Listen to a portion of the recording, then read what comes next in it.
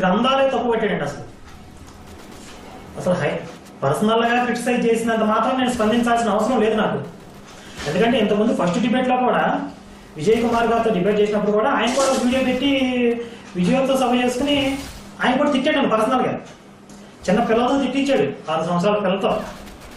అప్పుడు కూడా పెద్ద రియాక్ట్ అవ్వలేదు, ఎందుకంటే పర్సనల్గా తిట్టినంత మాత్రం నాకేం అవ్వదు కదండి. ఇప్పుడు తిట్టున్నారనుకున్నా మేము ఓకే వదిలేసాము. కానీ ఈ ఎందుకు ఇలా రియాక్ట్ అవ్వాల్సి వస్తుంది అంటే, ఈ నన్ను అడ్డం పెట్టుకుని నన్ను తిడుతూ మళ్ళీ మన గ్రంథాలు, హైందవ గ్రంథాలని తప్పు పడుతూ తన ఇష్టానికి మాట్లాడేస్తున్నాడు. ఆ విషయాన్ని ఎత్తి చూపుతూ హైందవ గ్రంథాల్లో కాదు బాబు అదే దరిద్రం, ఈ బైబిల్లోనే ఉన్నది అని చెప్పి మనం క్లియర్ చేసాం కొంతవరకు. ఈరోజు కూడా ఇంకొన్ని విషయాలు మాట్లాడి 2 వీడియోలో ఆ విషయాల గురించి కూడా క్లియర్ చేసి అసలు ఎక్కడ దరిద్రం ఉన్నది, ఏది దైవ గ్రంథం అని చెప్తే వివరించే ప్రయత్నం చేద్దాం. ఈయన వ్యాసుడి గురించి కామెంట్స్ చేశాడు, శ్రీకృష్ణుడి గురించి